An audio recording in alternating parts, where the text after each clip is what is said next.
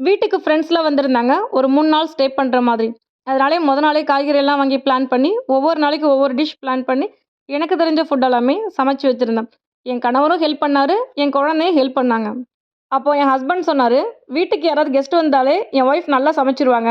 அப்பதான் அவங்களுக்கு டேஸ்ட் வந்து சூப்பரா வருது." அப்படின்னு சொல்லியிருந்தாரு. அப்போ நான் சொன்ன பதில், "வீட்டுக்கு வரவங்களுக்கு நான் ஒரு சிம்பிளான காஃபி போட்டு குடுத்தாலும், காஃபி சூப்பரா இருக்கு." அப்படின்ட்டு ஒரு அப்ரிசியேஷன் குடுக்குறாங்க. உங்க வீட்ல உள்ளவங்களுக்கும், உங்களுக்கும் நான் என்னதான் சமைச்சு போட்டாலும், என் சமையல்ல உள்ள மிஸ்டேக் தான் சொல்றீங்க. அதனாலயே நான் நல்லா சமைக்கிறது இல்லங்கன்னு சொல்லியாச்சு. நான் ரொம்ப நல்லா சமைக்கிற பொண்ணு. ரொம்ப நல்லா சாப்பிடுற பொண்ணு. ஆஃப்டர் மேரேஜ் பார்த்தீங்கன்னா, என் ஹஸ்பண்டுக்கு இந்த காய்கறி பிடிக்காது. என் குழந்தைக்கு இந்த ஃபுட் சமைச்சா பிடிக்காதுன்ட்டு, நெறைய சமையல்கள மறந்து, ஒரு 4, 5 ஃபுட்ட மட்டுமே ரிப்பீட்டடா செஞ்சு குடுத்துட்டுருக்கோம்.